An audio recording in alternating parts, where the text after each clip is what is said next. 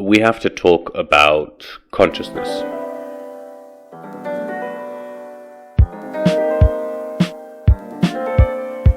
Our life is actually a midpoint between the two deaths.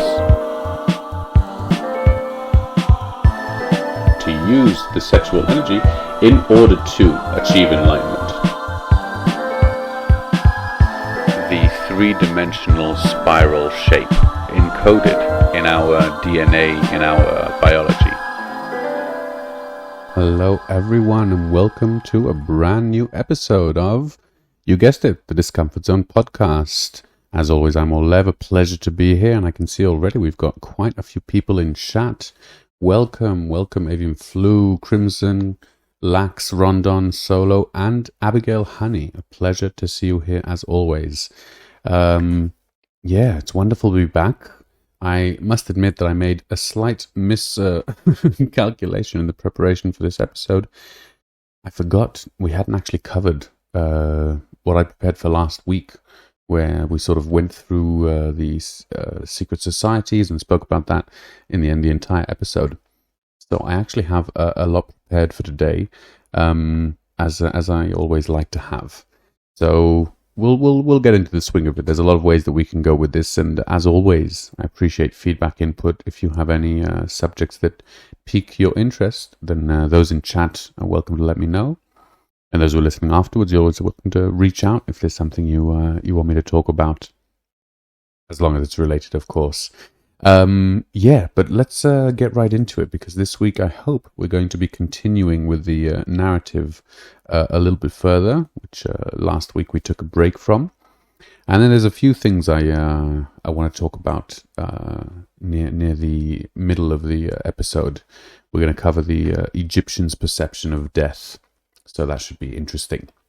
But for now, let's carry on basically where we stopped. And as some of you may remember, we're sort of talking about the time after the fall of Atlantis and the three sort of centers that were organized in the world, the center in Egypt, in Tibet, and in South America, in Mexico.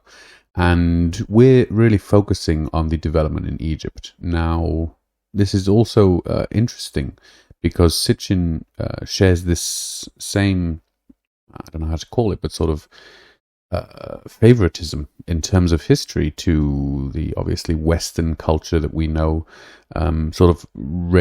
came from ancient Egypt through the ages, much more so than the very different, as it were, and distinct cultures in Tibet and in South America.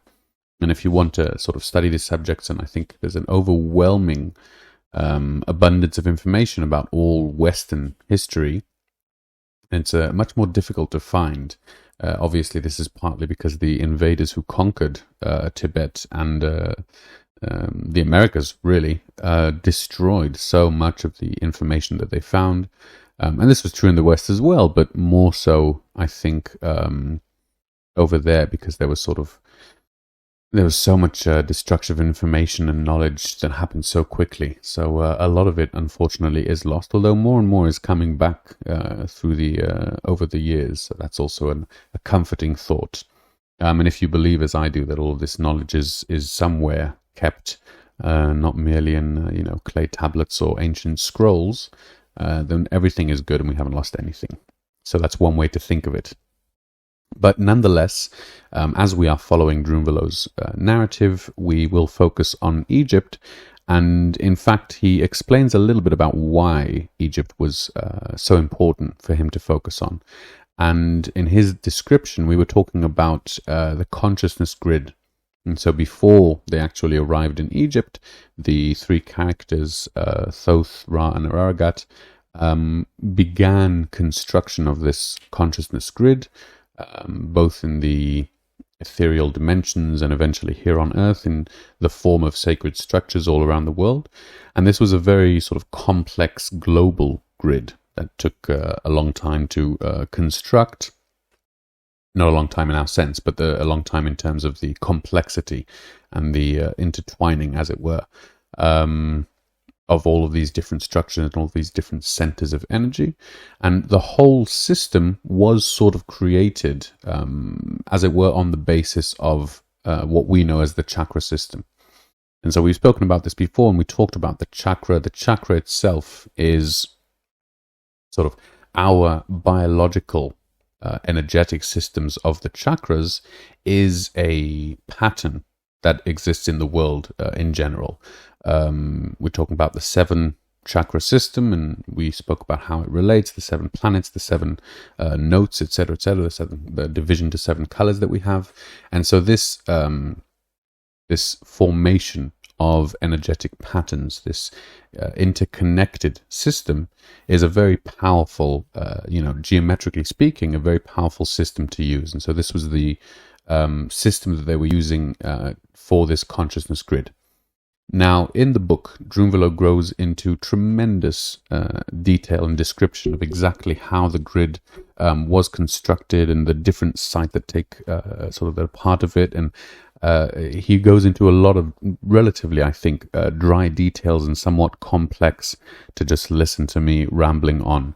So I think we'll sort of condense that to what we want. And again, if you want to go in deeper to hear more about what he thinks, then I highly recommend reading the book. But for our intents and purposes, what's important for us to remember is that the chakra system was basically a system of the binary energy of the earth, meaning the masculine and feminine energies, very much in the same way that our chakra system is a intertwining of these two energies. If we've spoken about the Kundalini is the sort of merging of these two energies together to work as a force, and that's what allows us, as it were, to achieve enlightenment. And the same thing is true, obviously, in the Chinese medicine system, not just acupuncture, which is more famous, but Chinese medicine in general. There are these energetic systems. It's a more robust system, but still we have these two forces, the yin and the yang, the masculine and feminine, and these two forces sort of interconnecting are what vitalizes the whole system as a whole. And so for our case, the feminine point of origin of this whole consciousness grid was actually in Peru, in South America. I believe it was in Peru, and not in Mexico itself. But you know what? I'm going to check that and come back next week. I'm not sure. But it was in South America. And the masculine center, or the masculine point of origin for the consciousness grid, was in Egypt. And in fact, as we spoke about, it wasn't the actual pyramid, but the pyramid was on the course, the way that the energy flowed from its point of origin, which was sort of a mile away from the pyramid, and it was on the intersecting lines, if you remember from the episode, that we showed how it all sort of sits together. So the center of energy in Egypt was the masculine point of origin for the entire consciousness grid. And that's why this place was very, very important. And this is the reason that Drunvalo basically decides to focus on this, because in his words, what we're talking about with this whole narrative in terms of Drunvalo's perspective, the importance of what he's talking about is the information pertaining to the Merkaba, both the meditation and the actual energetic vehicle, shall we say. And in his words, the way that we need to remember the information, the knowledge that is inside us pertaining to the Merkaba is through the masculine perception, the masculine way of thinking. So obviously we all have a masculine and a feminine side, and we have the two hemispheres, and we have the two different approaches in general. We'll call them masculine and feminine just for ease to describe it. In Drunvalo's words, it is actually our masculine part that needs to remember this information, which makes sense in our age, since our feminine part is always the more connected with the spiritual information, with our intuition, with our energy, etc., etc. So, but we'll get into that more later. For now, I'm just going to remind, because we spoke about it in a previous episode, we spoke about the different levels of consciousness. And so Egypt being this center for all of the consciousness grid, for the energy work that was being done there, was also a place of great importance in terms of the different beings, shall we say, that were involved in human development. So as we mentioned before, the human experiment, as it were, the condition over here on Earth, was something that drew the attention of many different beings. And these different beings were actually existing beings of different levels of consciousness to our, in Drunvalo's terms, second level of consciousness, the binary level that we're in now. And again, Drunvalo has a lot of evidence, pictures, and the different monuments that are in Egypt, and basically you can see a lot of buildings and architecture in Egypt that is very disproportionate to human beings. The pyramid obviously can fall into that category, but nonetheless it has tiny little tunnels sort of going through. But there are some buildings, and I'm sure you've seen also in Jordan, in Petra, that are just massive in size, and they seem a sort of very bizarre choice architecturally. It's a lot more work, and obviously the people who study this in mainstream sciences have always given the interpretation that it has some kind of symbolic meaning, and that, this means that this person was important, so they portrayed him bigger, etc., etc. But in Drunvalo's words, these are actually structures that were created for beings of this size. And so if you'll recall, when we spoke about the different levels of consciousness, there is a certain sort of DNA system that goes along with the different levels. So we're 44 chromosomes, and the third level is 46, and then the fourth is 48, and the fifth is 50. And along with that, there is also an increase in literal physical size and height, rising up all the way to, in Drunvalo's terms, around 50 feet, 55 feet, if I'm not mistaken.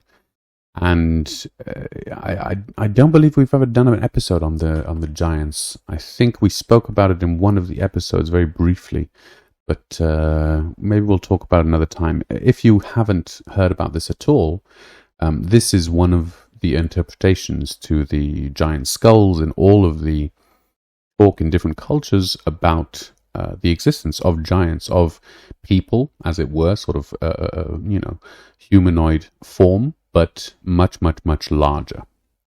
And so in Drunvalo's terms, these are actually beings of higher levels of consciousness who visit Earth, and some of them can take on a physical form, and some of them can in fact change between physical forms from these larger beings, sort of being able to shapeshift, as it were, to normal looking human beings. And again, this is something that we do hear in many, many different cultures. The Greeks were very famous for constantly depicting gods as normal people, older people usually, or young maidens, etc. So it's again a very interesting question of what was the reasoning for these people to believe. How could this kind of thing come about? And indeed, so much so that the Egyptians felt the need to construct these massive, very just high, large buildings for no other reason than to sort of denote some kind of importance or meaning to it. So this idea again ties into what we've been talking about, the evolution of consciousness and the relationship between consciousness and the physical form. I just feel the Drunvalo's narrative holds a lot more information and sort of can solve a lot more, as it were, mysteries that we've come across. But regardless of that, Egypt was a center for all of this work that was being done. And as such, we can see that the history of ancient Egypt, even by our mainstream archaeologists, was indeed unique and even to a certain degree inexplicable. And we've mentioned this as well, so I'm going through this a little bit quickly. I hope it's okay. If you're a first-time listeners and there's anything that you can't pull, then we've talked about all of these in previous episodes, so I implore you to go and listen to those. But we've actually mentioned that Egypt, ancient Egypt, is categorized as a stair-step civilization. And that means that they sort of had a certain level of culture, of civilization, and then overnight they would sort of make this giant leap in certain areas, and then it would remain and sort of plateau for a while, and then another giant leap in a different area, etc., etc. And the two cultures that are recognized as having this kind of formation were Egypt and what we've mentioned, Sumer. So indeed, again, this is a point that correlates to Sitchin's work, which shouldn't surprise us because we know that Drunvalo was an admirer of a lot of Sitchin's work. But nonetheless, we hear a different tale again. And so according to Sitchin, what happened here was that the gods had decided to sort of save mankind after the floods and start a new civilization that was more prosperous and indeed more sort of, I wouldn't say equal towards humans, but more involving of humans as a being of a certain consciousness.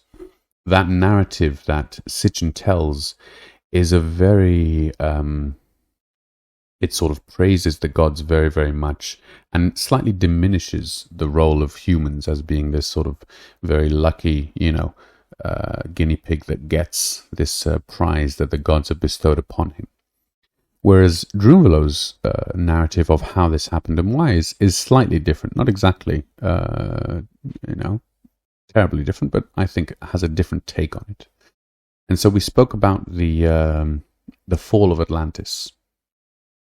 And after that fall, the Atlanteans, who were less advanced spiritually than their fellow Nicoles, who were already more advanced and some were ascended, they actually couldn't protect themselves from the great void that came, the shifting of the poles, the point in the precession of the equinox where there's this sort of great reset.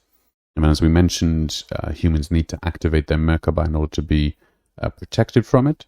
And so because the Atlanteans didn't have this knowledge, they actually fell in consciousness from the third level of consciousness that they were down to the second level of consciousness. Not down to the second, but to the sort of to the first level, down to the beginning, as it were. And so at this point, the Nicoles and with them the leaders, as it were, all they could really do was wait. And so, as we explained, they divided into 3 groups, and each went to the sacred place that they were assigned. And there they sat, those Ra and Thoth's son, Tat, along with the 1,600 ascended Nicoles, all sat under the pyramid in Egypt. And they waited. And they waited for the human beings, the ex-Atlanteans, I should say, to develop and to basically evolve their consciousness to a degree where they would be ready for this information that they had forgotten, as it were. And so at this point, what happened was that Tat and Ra and the other Nicoles formed this first of its kind organization. And this was the first secret society whose job it was, as it were, whose authority was to provide the human beings in Egypt with the information that would allow them to advance and to reach the higher level of consciousness in time. And so although they sat waiting, and according to Drunvalo, they sat for 6,000 years waiting for humans to sort of evolve back up, it was still on this sort of stop clock that is ticking towards the final point that human beings will be able to complete the consciousness grid and enter the third level of consciousness. And so it was with this agenda that the Tat Brotherhood, this secret society that was formed, began to disseminate this knowledge. And so what they would do is very much as is described. They would lie in wait, as it were, until the Egyptians were ready, and then they would send people out, and these people would teach, those in power, those who had influence, those who were the right people, this new information, this new knowledge, and then they would sort of go back and wait and let that knowledge spread and evolve and take place, and then after enough time had come, they would come and sort of enlighten them some more, etc., etc. And if you see this, I mean, this is a very sort of strange way to think about human evolution and society, but if you see the evidence in the Egyptians' cultural evolution, it really does defy our normal perception, because if you look at the whole line through, including the decline of ancient Egypt and indeed Sumer, you see that at the beginning of the civilization, right at the start, it was at the peak.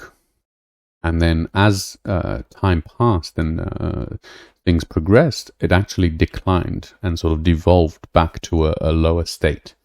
And this kind of progression is very, very bizarre if we imagine evolution being, linear and increasing over time, improving over time, complexifying over time.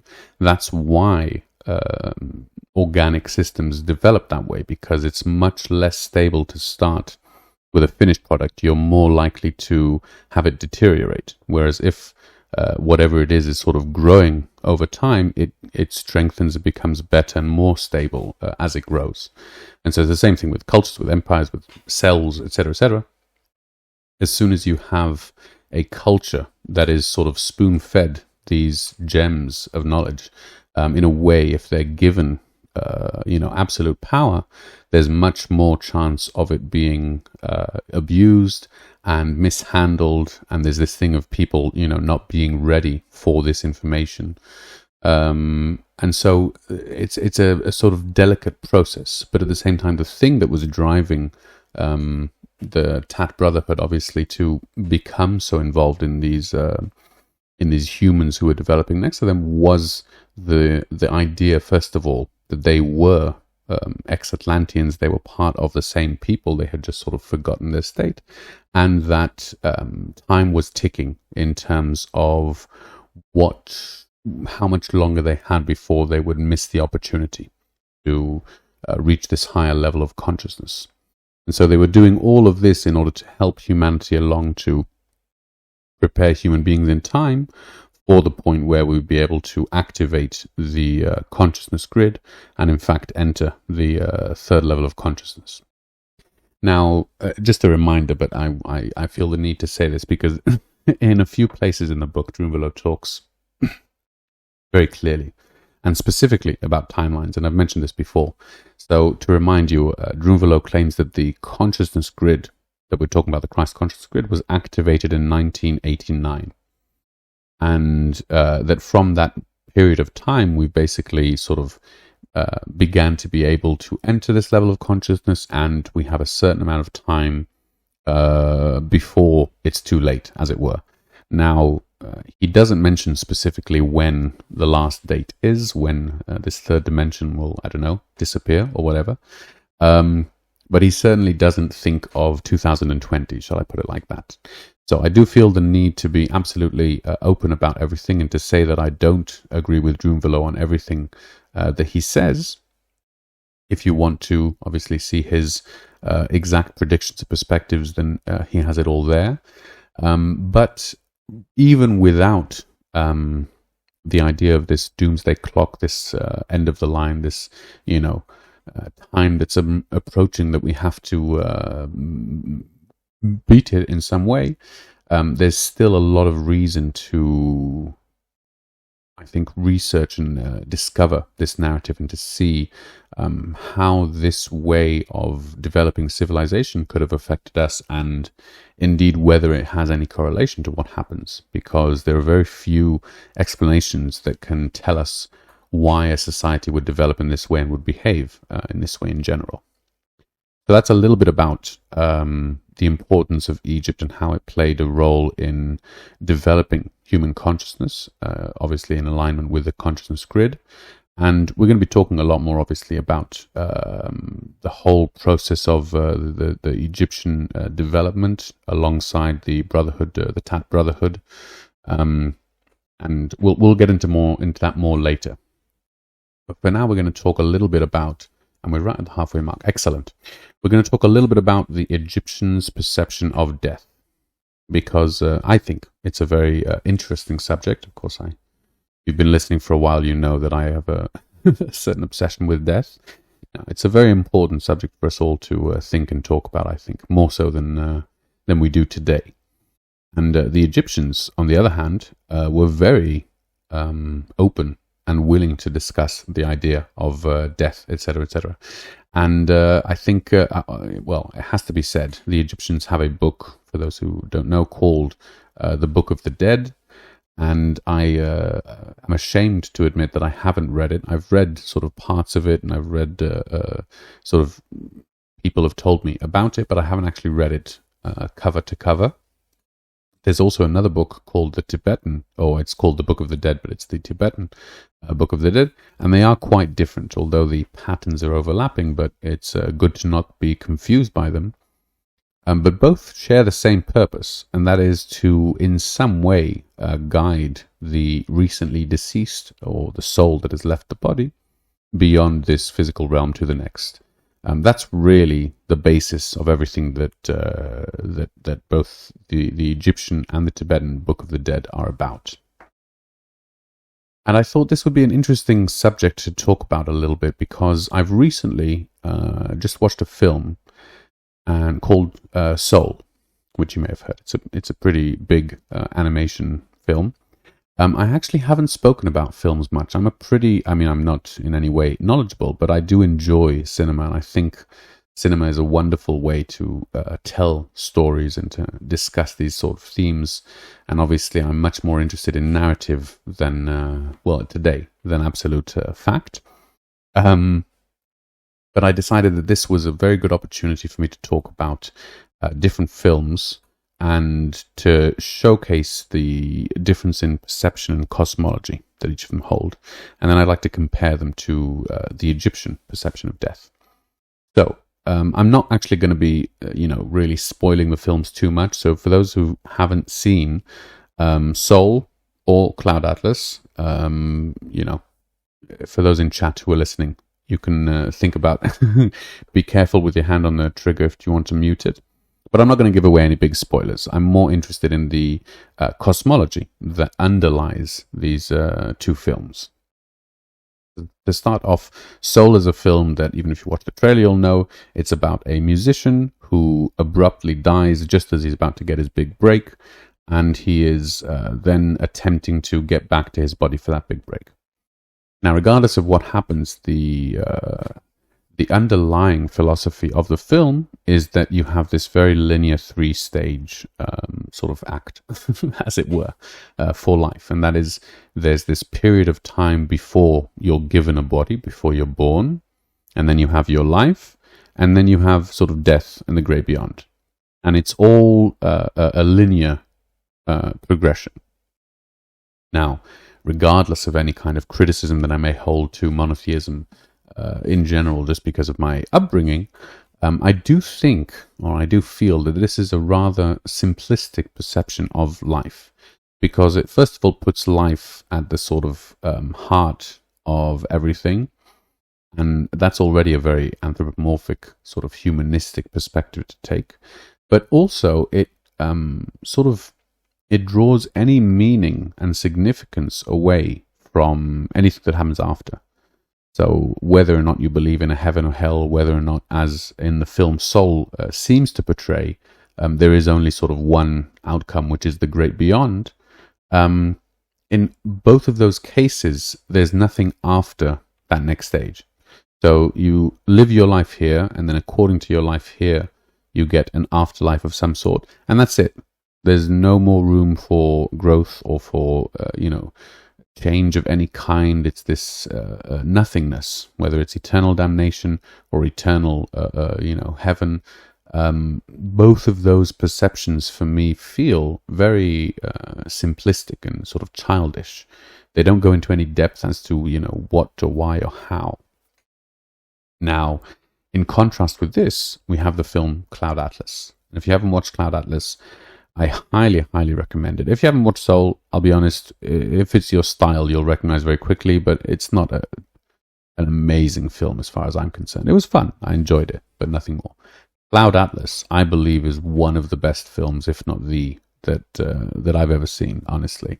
I've seen it over 10 times, and I saw it in the cinema first, and it really blew me away. So it's also a very, one of the most, I think, complex storylines that there are. It's, I'll very, very briefly describe in case you've never heard of it and never read the book, but it's 6 different stories, more or less, that follow different characters through different periods of time. And the way the film is structured is that the same actors play different characters. And because you have this element of the same actor playing a different character, you can follow a trail of these different characters throughout time. And so immediately this whole film is based on a completely different notion to what we just discussed, which is this linear progression through 3 points. Here, the same character, the same, soul, as it were, can come back through time. And in fact, the repercussions and indeed the outcome of their actions affect that next life and are affected by the previous. And so this very clearly and simply is known as reincarnation, which we have spoken about many times in the show and is not a new invention at all.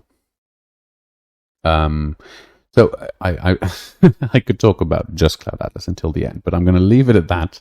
I don't want to have any spoilers. I think I haven't ruined the film for anyone. If you haven't watched it, seriously, do yourself a favor. It's quite long, but oh my gosh, it's a masterpiece.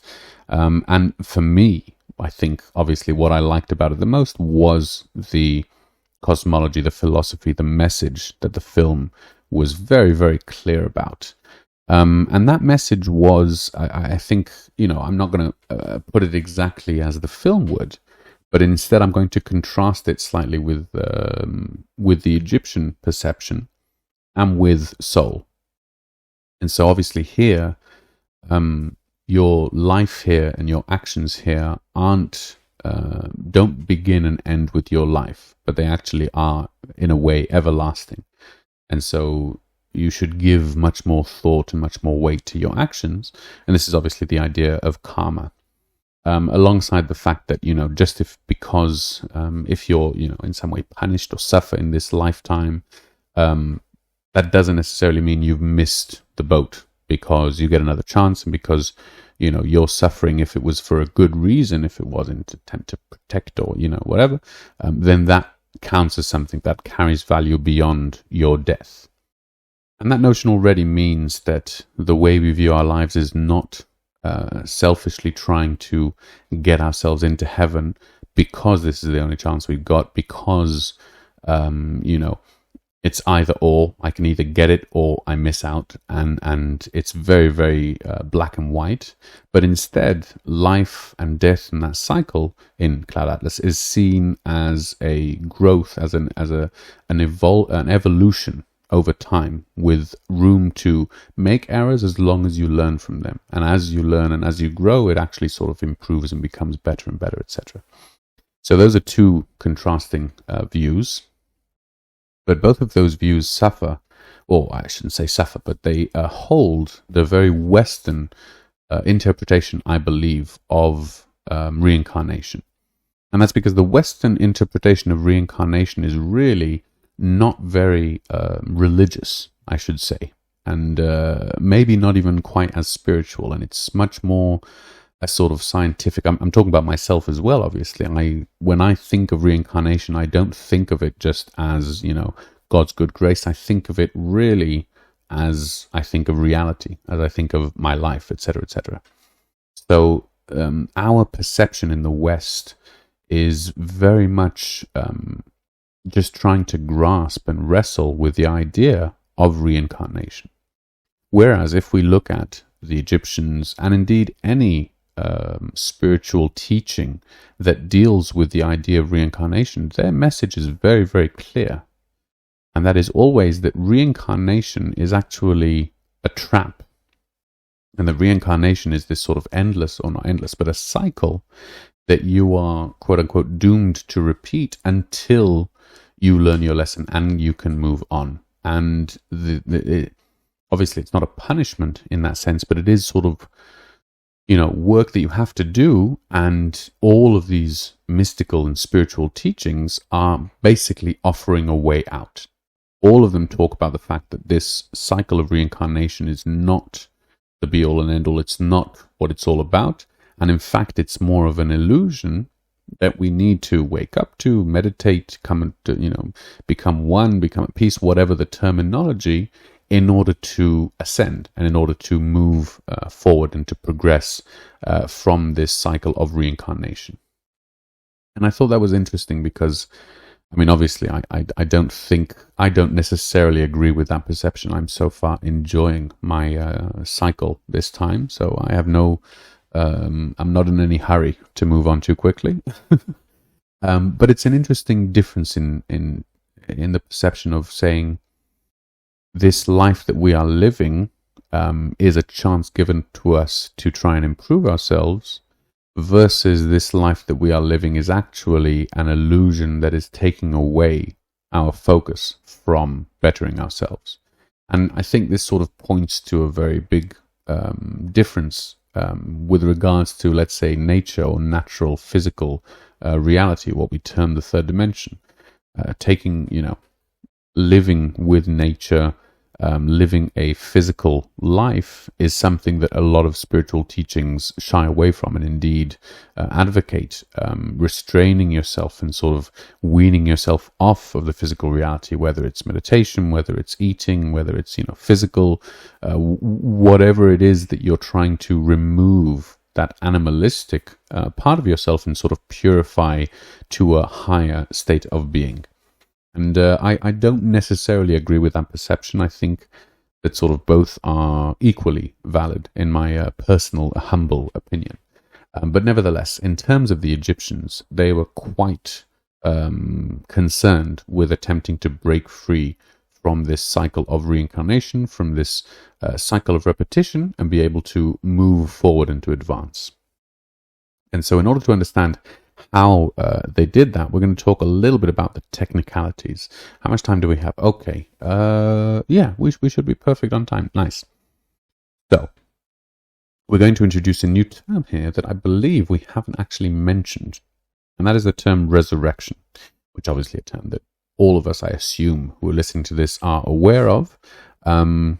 But it's a distinction that Drunvalo makes, and I quite like distinctions, linguistic distinctions. And he talks about three different terms, which are resurrection, the reincarnation that we've spoken about, and ascension, which is also another term that we've mentioned. So what is the difference? What does this all mean? Well, reincarnation we've already spoken about. That is entering this cycle. And what happens, according to the Egyptians, again, this is the Egyptian perspective, what happens after death is that we go through the same sort of void as the one that we were speaking about during the darkness and what fell on upon Atlantis. And during this void, we forget, we lose our memory, and it is because of this sort of loss of memory that we get cycled back to Earth. And so during this process of dying, we have sort of forgotten the use of the Merkaba, so we can't protect ourselves against it, and therefore we reincarnate back to Earth and have another chance to sort of remember this information of awakening our aura to protect us, and until we manage to do that, we keep dying and being sent back, etc., etc. Now, what happens according to the Egyptians? Well, to differentiate from other practices which told people about basically reaching ascension, which means that as you are meditating, under a tree, you suddenly achieve enlightenment, and in that moment of enlightenment, you transcend the cycle of life and death. And you've basically broken free. And when you die, or when your body dies, your Merkaba is already activated, so you don't actually forget, and you're already there, as it were. You achieved it during your life. But according to Drunvalo and the Egyptians, this was something that was tremendously difficult to do before the consciousness grid was actually constructed and activated. And therefore, during the early time of ancient Egypt, this method wasn't as available. What was available instead, now, for those who are astute, you might notice that there is a slight lapse of timing here. The actual consciousness grid wasn't activated until 1989. There are stories of ascension, or sort of in different cultures, long before then and after ancient Egypt. So it's not exactly the activation that's required in order to attain, to ascend, as it were. But it was the construction of the grid and the continuous development of it that sort of increased the probability over time. That's just if you're a little confused. But again, this is the Egyptian version of it. So it's not necessarily exactly in sync with the other Eastern, but the Eastern traditions that claim only ascension. For the Egyptians, because of this problem and because they believed that it wasn't possible to attain ascension, or at least it was much more difficult, they developed or were given another method to break the cycle of reincarnation. And that's what they called resurrection. Now, if you've heard of the Ankh, Ankh, that was the Egyptian tool, one of the Egyptian tools, and Drunvalo talks about many different tools that were used and what they were for, and the Ankh was definitely the most important one. It was basically a way to interact with the spirit, the soul of the person while it was inside the body, and indeed at the moment of death. And what would happen was that during the lifetime, people within the Tat Brotherhood who were going through this training in order to be resurrected, as it were, would remember the information about the Merkaba, but in a different state, their soul, in a sort of lower area, would remember or would trigger that memory to a certain degree. But according to Drunvalo, they wouldn't be able to use that information during their life. And so what they had to do was they would sort of have this experience or attain this knowledge and have to, as it were, wait. But they would basically wait for the moment that they would die, and in death, then they would be able to remember to activate the Merkaba, and at that moment, since they would awaken the Merkaba inside them, they would be able to leave that cycle of reincarnation and move beyond to what is ahead. Okay, whew. So that's all of that. How are we doing for time? Okay, we've still got a little bit of time left. This is a good time to stop. Are there any questions so far about what we've talked about? I feel like we've been through a lot of information today. I have to admit, as I've said many times before, Drunvalo does go into much greater detail as to the process of reincarnation itself. And he talks, I'll just mention this very quickly because it connects to what we've spoken about before. When we mentioned the different dimensions, and one of the metaphors that we used to describe it was with tones, musical tones, and the relationship between the different tones was correlated to the relationship between different dimensions. If we talk about our dimension, and there are alternate dimensions that are sort of a certain, not distance, but, for lack of a better word, a different place than us, different beings had the ability to move between these different dimensions, and that was what we've spoken about before. So according to Drunvalo, what would happen upon death because of forgetting the Merkaba was that we would go to the third overtone of the fourth dimension instead of going to the fourth dimension itself. And that is a sort of closed loop, as it were, that would send the soul back to Earth for another reincarnation. And so the idea being that when we manage to break free from this cycle, we can actually avoid, as it were, that pitfall that would send us back and be able to progress forward. I can't actually remember the exact, the correlating overtone that allows us to progress forward, but I will try and find it for next week, and I will let you know. Unfortunately. Okay. Oh, I've seen it just now. So when you do awaken the Merkaba, when you become aware of it, then you can either go to the 10th, 11th, or 12th overtone of the fourth dimension. And then that sort of passes that block, as it were, that wall. And if you remember, we've spoken about that pattern, as it were. We've seen it before when it comes to the chakra system, that we have these different walls in place to avoid progression of consciousness of the soul, which is not ready for it yet. There's sort of these safeguards that you can't pass through, as it were, until you've developed in whatever way is necessary.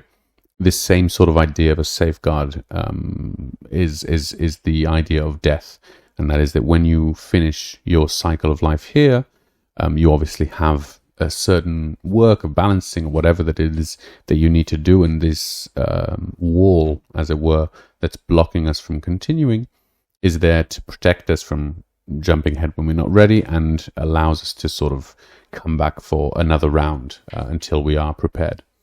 So again, I do want to say that this is, in my perception at least, I don't have any kind of fear of running out of time. I think this is a very general notion in a lot of different cultures, and especially spiritually speaking, if death is the final thing, then that's all the time that we have. And if the apocalypse or doomsday is coming, then we're counting down. And if a comet is going to hit, etc. I think that I did have a period in my life where I did believe those things, where I did have this sense of doom, impending doom, I should say. And indeed, obviously, there's a lot of things that can happen. This pandemic certainly does tick a lot of the boxes that we might have imagined before it happened. But nonetheless, it is actually this belief that death isn't the end, that reincarnation exists, that we are not this lifetime alone, but we are actually capable of experiencing different lifetimes. That belief lends me a lot of comfort and patience in accepting that no matter what happens, no matter what the tragedy, or let's be absolutely honest for a moment, our sun is going to eventually explode, as all suns do. It's going to die, and with it, to a certain degree, this planet, no matter what your belief. And that's very, very far away, and a lot will happen until then. So we have to accept that fact that change comes and not always good, and we've been blessed with a relatively long period of very calm conditions here on Earth. I mean, generally, astronomically speaking, no matter what that doomsday scenario that we might be afraid of comes, in the end, as far as I'm concerned, it's okay, because the human race, as it were, is not here to survive forever or to, make it out in time, as far as I'm concerned in my personal life. But we really are meant to come here to experience and to live the life that we are living in order for our soul, in order for our consciousness to benefit from that experience. And as long as we maintain that very narrow perspective of saying, I'm living my life not to make it before death, and I'm living my life not so that everything will be perfect, but I'm just living my life to experience. And when the good comes, I experience the good, and when the bad comes, I experience the bad. I think, and for me personally, that allows me to live a much healthier and calmer life with much less anxiety. So that would be the message that I'd like to give to anyone who is interested. That it's very easy, I think, to fall into that trap of doomsday, especially now. And honestly, I mean, I've been, to a certain degree, expecting this kind of thing, and even more so the governmental, power grab that comes with any crisis, the bigger the more. So I've been sort of expecting something like this for a long time and seeing it unfold in real time. Well, this is what changed the podcast format from what I had originally intended to what I believed was more important for these times.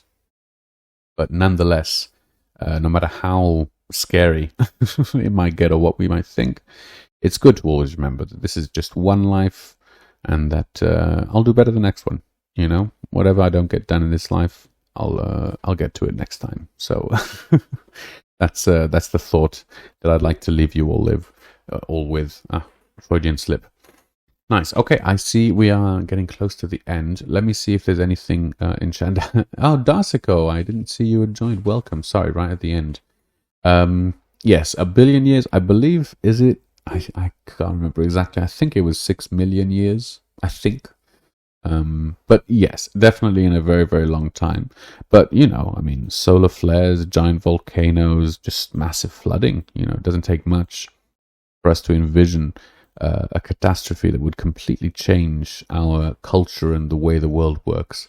I think that's also something that's very important to remember with these ancient civilizations and their study, that everyone feels the way that we feel about their civilizations, or everyone feels that they're the pinnacle and the center point and the point from which everything else is measured, because that's true in that moment of time for who you are. You know, this is the most exciting time on Earth. This is the most advanced we've ever been. This is the most connected we've ever been. But honestly, I think that for people who were opening the trade route, or for people who were, you know, laying the railway in the Americas, or whatever time in history that you choose, you know, the ones that I don't even know about, people felt the same way. And people always felt they were the center and the focal point of this human timeline. And that's okay, because in our minds we are. But on a larger scale, if we try to look beyond, you know, it's not really that special. In a good way, in the sense that this is the time that it is, and the future holds different things, and we'll wait and see how long we get in this cycle. You know, that's one thing we always have to remember, that we don't actually know how much time. I've so far outlived my predictions, so as far as I'm concerned, I'm just profiting here, you know. Which is a nice way to live, instead of feeling like every day that passes is a day less. I feel like, wow, every day that I got was an extra day that I didn't think I'd get. Anyway, wow, that's a lot of rambling for me. I should probably start plugging some of the other shows, as I've seen that Avian Flu has returned. I wasn't quite on chat today. Oh my gosh, you sent this ages ago. I always think of Thought when I see Thoth. Thought. Who's Thought? I don't think I have heard of that. Anyway, that was from a long time ago. Oh, Krim, yeah. Well, sorry, Krim, I didn't get to say goodbye, but thanks for joining anyway. Wow, it's not really as good as when I just read the messages at the end, is it? Not to worry. Oh, there you are. Oh, is he here? Oh, yeah, you are here, Avian Flu. No, you always get a pass, as you have to prepare your show, which is a great natural lead-in to letting you know that next show, sorry, I just saw, next show is Post Up with our wonderful host.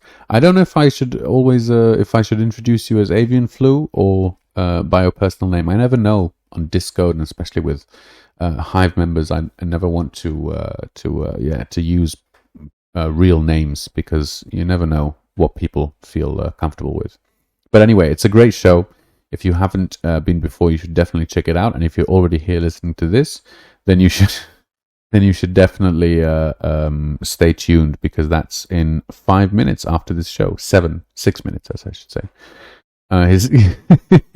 You know what? Many Discord handles don't ever appreciate that there's some poor, broadcaster somewhere who has to, on his feet, quickly try and read through these Latin, runes and try and make sense of it while actually pronouncing it correctly. No, it's acceptable in today's avatar, right? Handle world. It's the same with Twitch, but still, it's what is it now? Avian Flumintal. Flumintal? Is that how you pronounce it? It's also in a different color, so it's hard to read. Oh, that's very clever. I even read it last time and I just forgot. Avian Fluminati. I apologize. That's much better than what I was trying. Sounded like a kind of cheese. But you see, Avian Fluminati, that's a lot of syllables to pronounce in a show. But that's actually a very good handle, I have to say. And especially when people change their handles, that's very confusing in and of itself. Well, before I continue and before I forget, does Krim have a show today? Is she saying, oh, wait, sorry. Does that mean she's just not here for the show, but she has a show herself at, I can do this, 1 o'clock, 1 a.m. UTC. Yes, I remembered. Yeah, do you know if she has a show, Rondon? I'll have to wait for her answer. But regardless, definitely join Post Up, which is up next. And yeah, let me know what you thought of the episode. I honestly, I didn't actually think about mentioning the films at all, but it's something that I really enjoy. So let me know what you thought of it as well, because I mean, I don't think I'd be doing it very often, but I think that films are a great medium to convey very complex ideas and themes as I like. Yeah, so I thought it'd be fun. But again, it's very hard because you don't want to spoil it, but you need people who have never heard of it to sort of know what you're talking about, etc. So I don't know. We'll see. Look, I'll be honest with you guys. This is a very, very it's a work in progress. This podcast, you know, I'd love it to be super professional one day, but right now we're sort of building this thing together. Because without you, I'm just some crazy guy talking into a mic. So it's nice to know that there are some listeners out there. And I just hope that you enjoy and make sense of my ramblings here once a week, that in some way entertains you. If so, then my work is done.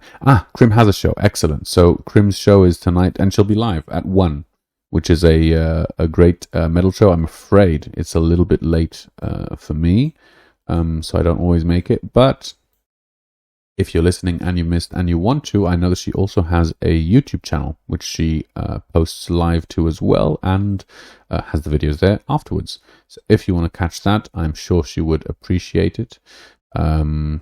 Okay, I'm still too ignorant to have any good questions. I think only, ignorant people can have good questions. Once you know everything, then there's no questions left. Well, I appreciate that. I do. No, it's yeah, it's all good. It's all good. I'll just be honest with you. Like, it was my dream for a very long time to speak like this. I always imagined it being more of a sort of lecture and probably one-off. But in fact, as soon as podcasting became something, I obviously very much gravitated towards it. So yeah, I mean, for me personally, like this whole thing is a very, very interesting process that we're going through, and yeah, part of that is definitely having the people. Like, it's my absolute fantasy, if I'm honest. The best show is one that I don't prepare to at all, and that I just show up and people ask me questions. That is where I'm the best.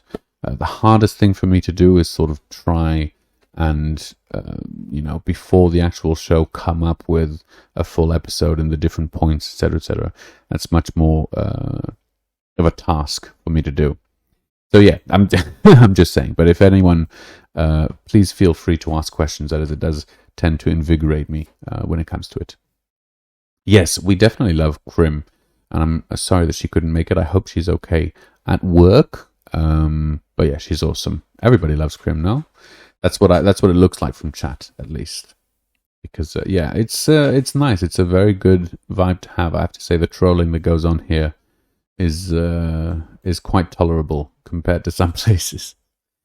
So it's great. And you know what? I actually don't know about all of the many new DJs who have joined. Unfortunately, I really apologize to all of you, as I'm not anywhere near as supportive as I'd like to be. I'm completely inundated with so much right now that it's hard to stay on top. But at least I can make it once a week to this, which is a wonderful experience for me. So I want to thank you all who made it this week, and for those who are listening, I really, really do appreciate it. And yeah, that's it for me. I've been Olev. It's been an absolute pleasure. You can join me next week for the live show. And I wish you the best of times.